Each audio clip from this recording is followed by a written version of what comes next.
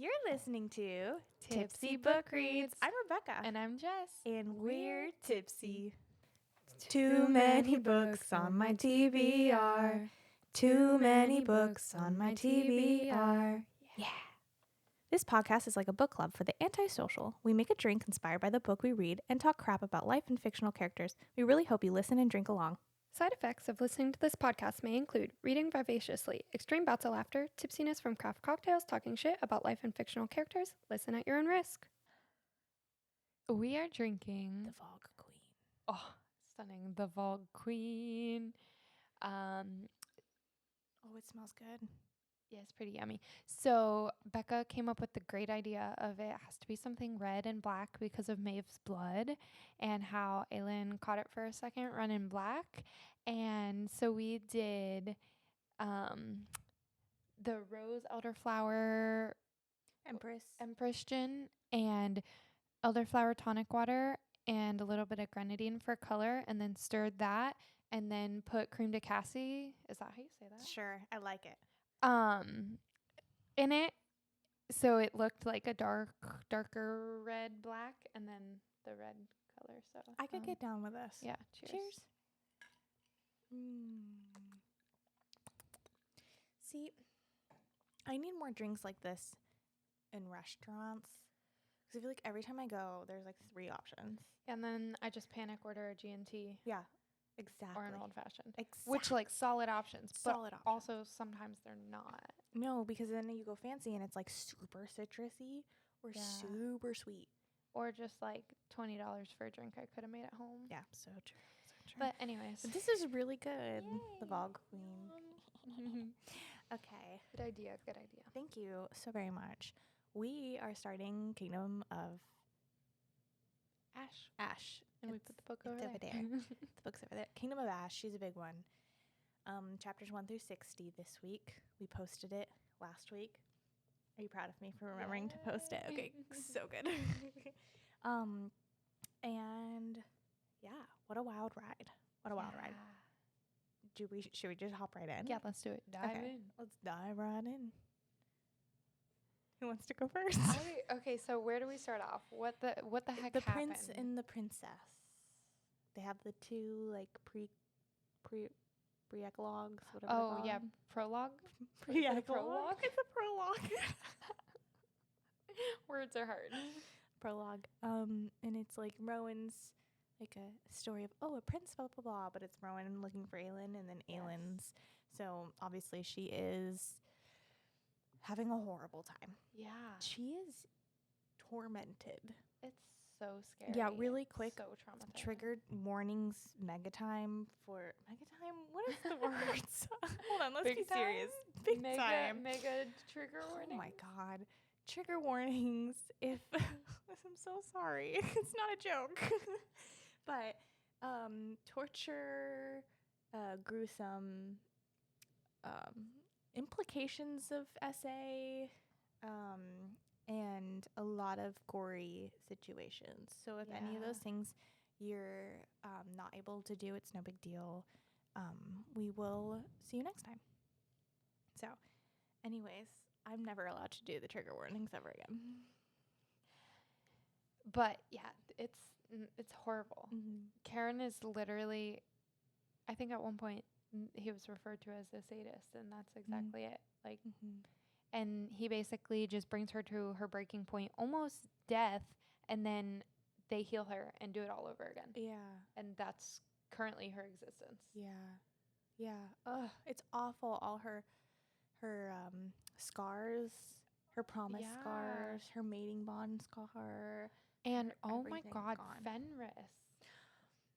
Their little language of blinking to communicate is so heart-wrenching. And he lost his brother. Oh my gosh. Through the freaking blood oath, Maeve made his own brother kill himself, right? Yeah.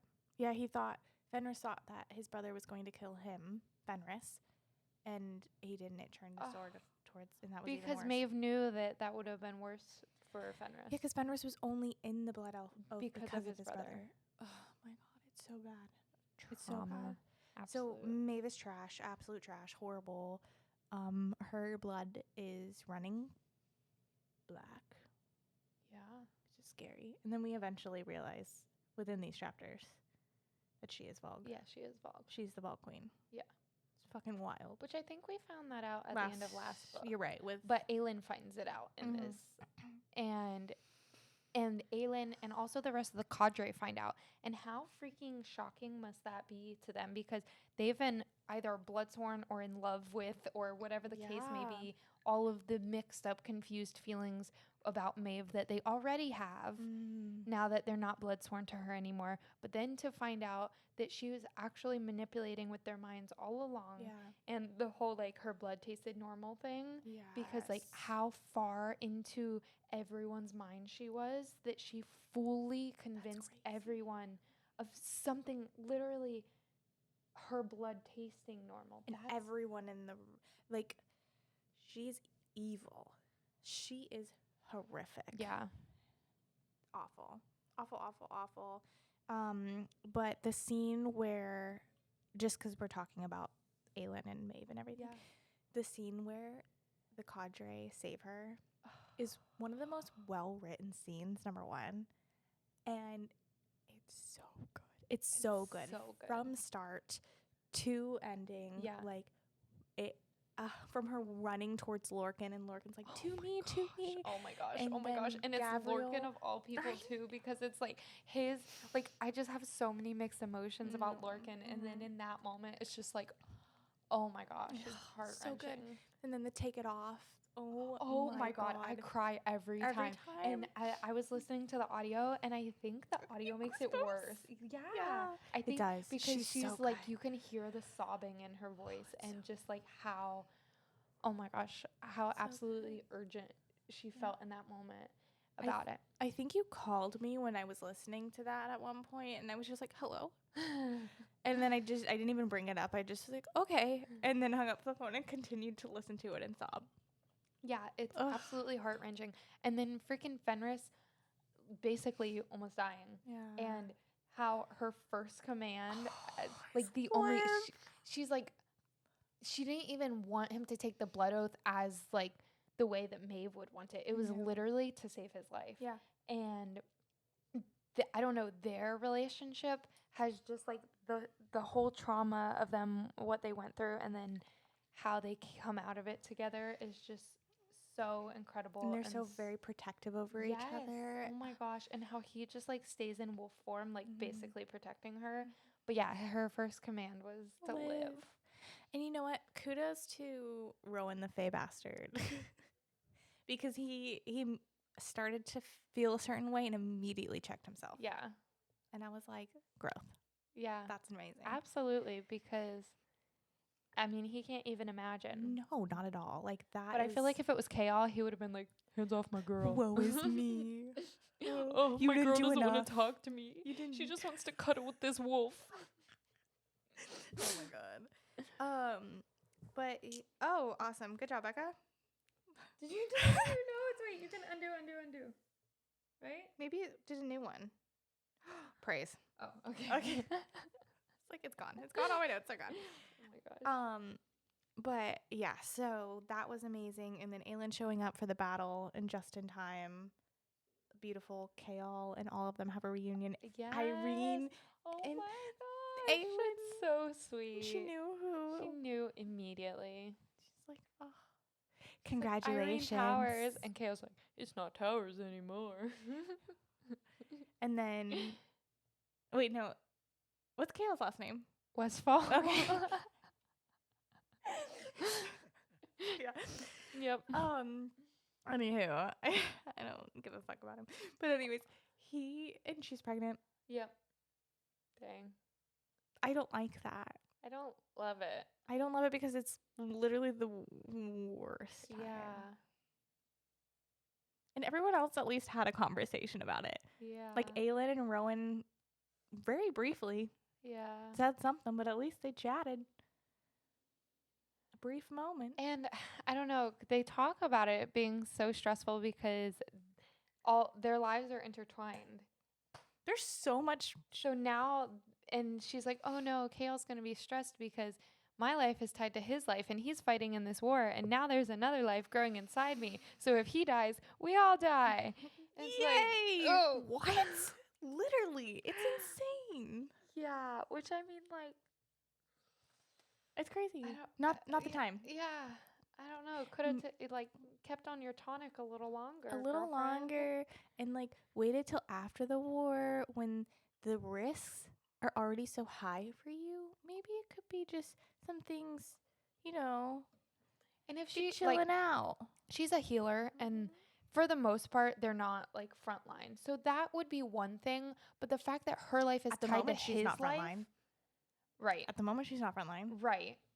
But like I could almost see it a little better. What makes it so much worse is that her life is tied to his life, and he is right on the front line. Yeah. So like I could see her justifying it if, you know, if that Nope. wasn't the case. But Nope. girlfriend, Just like, come on. yikes. Anyways, that pisses me off. My God, Alid and Lorcan being like, I did not crawl after Maeve. I crawled after Aelin. Sure. No, I'm just kidding. I actually do believe it. Sorry. But that whole scene and how Elite's like, shut the fuck up. Shut up. Right now. But also, Aelin was like, bro, swear fealty to me and you might still stand a chance. She's like rooting for them. Honestly, Aelin is the biggest matchmaker. She is. She's what a wing woman. She's amazing. Speaking of Aelin and her horrible dreams that she's constantly reliving because she doesn't know what's real and what's not. Yeah. How traumatic.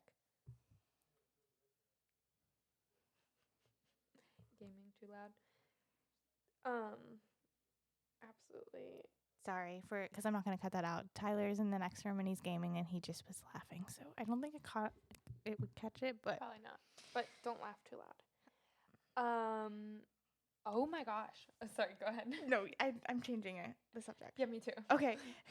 Aelin meeting Kael's dad for the first time and saying, gosh. "Do rot in hell." Yes, she's such a savage. I absolutely love and it. Irene meeting his dad for the first time too. And she stood her ground. I and love Kael Irene. was like, I married her. I love it.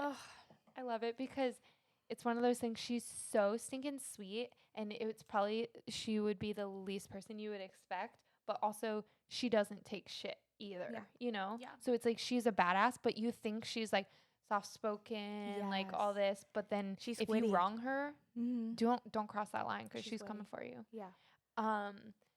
That's so true. And the whole thing at the keep and just how they all handle it is absolutely incredible, and how so many people are intimidated by the cadre, including Irene, right? Yeah. And she's like, oh my God, these are these like Fae warriors that are like told in stories, and holy crap, that one's a wolf right now, and like what's going on? It's so good. Yeah, it's amazing. So going to Manon Yes. and Dorian. Yes. Holy it was me this time. It was you. Going to the freaking battle where the wyvern freaking eats Dorian and he burns through it. Dude, Dorian is without a doubt the strongest. Yeah. Most his powerful magic. It's just the raw magic that can do anything that makes it Which so makes me wild. go, why the heck was Aelin chosen? Like, she is obviously powerful, and there is a, positive to her fire, and like it burns the Volk, and there is benefits that make sense. But he is literally, it's insane. Yeah, I think it's more related to her bloodline. Though, Yeah, it's because she's so interrelated to all of everybody. That's fair. Just questions in my brain. Yeah, that's so fair. But yeah, him burning through the wyvern and then teaching him how to shift. Oh my God, himself. when he was a woman. Oh my God. And my mom was like, surprised you're not filling yourself up. And he's like, thought about it.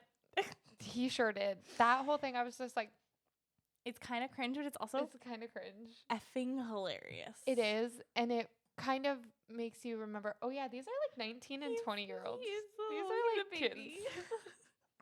That's so fair. Oh, it's so good though. And in reality, what guy wouldn't think like that? Yeah. So it's true. But all the hard eyes for them, and Manon finally being like, because I care about you, asshole. And he's like, told you so. The banter's just so good. So good. Yeah, absolutely. There's also a moment, I have a quote written down when Dorian and Manon are talking, and he looks at her and says, well, from one monarch to another. And, like, you can just tell they both have a moment that's like, that's right. Mm-hmm. That's right. We then, after that moment, we then change in the book to Lysandra and all of them. And I would like to know. Never mind, I just answered my own question. Okay. Do you want to share with I literally just the audience? Yes, my thought was, because shouldn't there be more Fae, at least half Fae there, because like Adian's there and he's half Fae. How did no one sniff Lysandra out sooner? But I don't think there is more, now that I think about it. But also, why not? I don't know. Well, because there's not really many on this continent, right? They're all still over in Maeve's realm right now, right? Guess we cannot be for sure. Because then later when Aelin is like, oh yeah, I'm also queen of the West or whatever, she was like, if other Fae want to settle here, then they can, type of thing. Also, I love that moment, Queen of the West. Yeah. Because I have a note here that says, couldn't the Fae smell the shifter like they smelt Nox?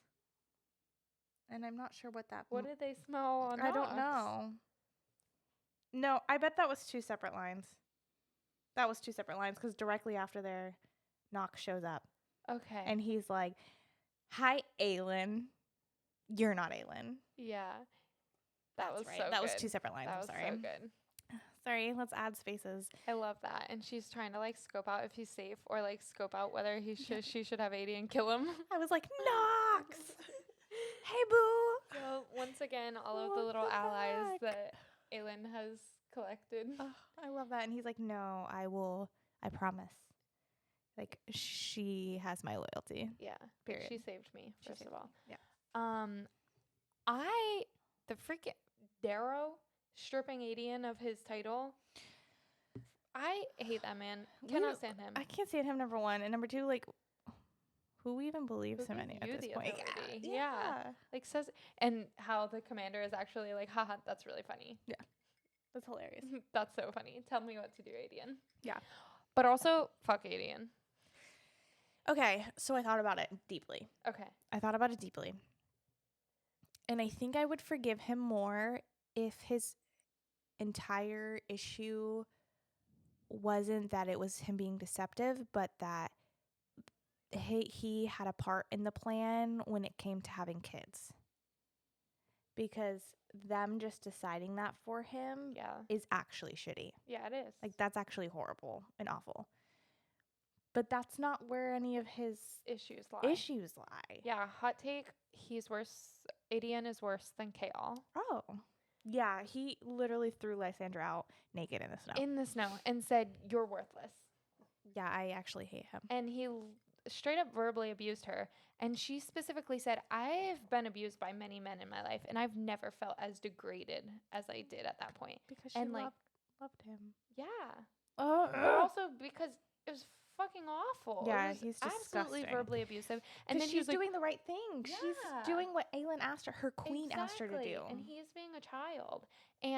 But then it was kind of dumb for her to go onto the front lines knowing because what would have happened if she did die? Then where would they have been? You know, because at that point they didn't know that Aelin was actually safe and gone, like better, like taken. So like, girl, that was stupid. Yeah, it was not smart. What was the end goal here? Because it was he was about to die. And where does that get them? Yeah, nowhere. They had not secured heirs at that point that looked like her, even though that should not have been decided without Adian's consent. Either way, like... Period, yeah. At that point, like, if she dies, then... What? That plan's gone to shit is what that is. That's insane. That was not very smart of Lysandra. It's not very thought. But also... I don't know. So far, I'm like, he's like, I'll spend the rest of my life being sorry. Okay, as you should. Okay, yeah. I don't know what to tell you. 1,000%. She should not forgive him. They shouldn't be together. No, I agree. Should we skip to the end? Let's do it. And then maybe end it there? Yeah. Did you have any other notes? Just what Rowan did to Cairn. What a man. What a man. And then he was like, I'm so sorry. I took that kill from you. Like, it wasn't safe. But the fact that he recognized that, like, it was her kill, but he made the call to keep her safe and do it. We love him. So we stan Rowan. we do. Is that how? Did I use that correctly? Don't ask me. I think I did. I'll ask my niece later. Okay. Okay. So at this point where we end, we are at the battle with Kale and Irene, and like shit is hitting the fan. It is bad. There is a dam. Like Surtak is there, and he even like said prior, he foreshadowed saying, "Oh, well, I even thought about breaking it just to get it to be over because it was so bad." And then, well, I guess the Vogue people thought about it, and Lorcan was actually gutted, like his intestines. He was a Manon. He was falling out. And Irene, of course, notices right away, and she books it because nobody can help him. Yeah, and she's like, you know what? I promise. I made a promise, and my promises are not broken. Hops on a freaking horse. And it's little lead with no magic, no nothing. Just going to keep her promise. Oh, I did have a note when she was talking about how Lorcan was like, you don't have to be afraid, like whatever is when they're in the cave or something like that, getting the trophies. And he's like, those things are afraid of magic. And she's like, well, I don't have magic. And in his mind, he said he couldn't tell her, but he thinks her cleverness is a magic, like in itself. Oh, okay, sorry. But it's insane, and we literally leave off with them trying. Like she somehow gets Lorcan on this. Yeah, on the horse. Magic. Oh, we don't know. Hops on this horse. They are running towards the gate, and all she's like literally praying, hold the gate, hold the gate. And that's where we fucking end. Yeah. Sorry, I picked a cliffhanger. Yeah. I sure did. Dang, you sure did. It's incredible though. Overall thoughts.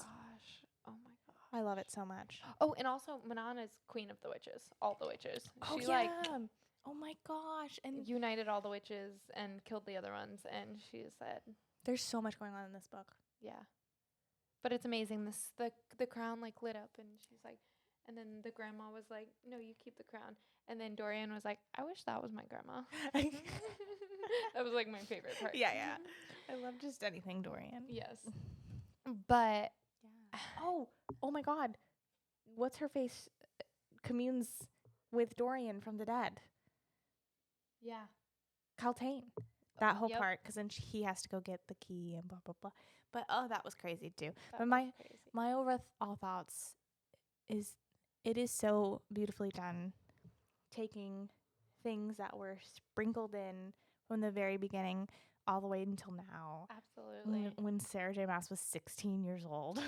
Like, it's insane. It is. And just how it all comes full circle. Mm-hmm. And like I said before, all of the people in all the different corners of the world that Aelin has built as allies just by being a good person. Yeah. And how they all come to her aid in this is absolutely incredible.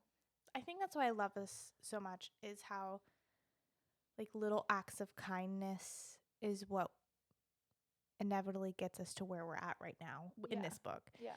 And like how far the little acts of kindness go in everyday life. Absolutely. And like we need and how that it, like, more. Avalanches. Yes. Yeah. It's so sweet. But what kept you up? What kept you home? No, you. Okay. No, you. No, I'm just kidding. I've been watching White Lotus, and it's absolutely bonkers. If you've watched the episode that came out on, what is it, the 15th? The week of the 15th. Of March. We were all thinking the same thing, right? I'm behind. But that's all I'm going to leave it at. Okay. That's what I'm going to leave it at. And then what kept me up? What kept me home? No, I switch swap. what kept me up is the new Hunger Games book, and that's all I'll say. Okay, I need to read it. Have you finished it? No, I'm on part 2, Okay. The Rascal. Tyler and I are watching, is it The Pit? No, I love The Pit. Is it The Pit? I did start The Pit, but the other one, The Bear, right? Why are You there so watched The many- Bear? Which one is The Bear? The cooking show? Yeah, so Tyler I and I love are that watching show. that. I didn't And know you then, were watching that. just recently. And then I started The Pit because you were talking about that last week. And It's a lot. It's very good. yeah, I don't watch much, but here and there. But it's really good. Yeah, so just like those That's our fun Oscar things. music. And then just Those are good shows. working, vibing. Yeah, she's a working mama. She's a working mama. I was going to say working girl, and I was like, wait a minute. Oh my gosh, I went to Dunkin' Donuts and the girl's sweater said, "I'm just a girl," and it had a little bow and it was so cute. I So love I that. love it. I love that. Anyways, Join us in 2 weeks for chapters 61 through the end, all the way up until like the little epilogue thing, the ending log. the ending log. And let us know if you like this new Setup we've got going on. structure. Yeah. Like every 2 weeks gives you time to read. Shorter episodes. We would love to talk with you guys more. Yes.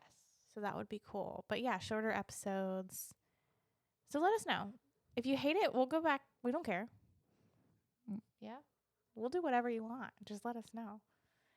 With that, we say stay tipsy. Bye. Alexa. Oh, yeah, that's right. Off.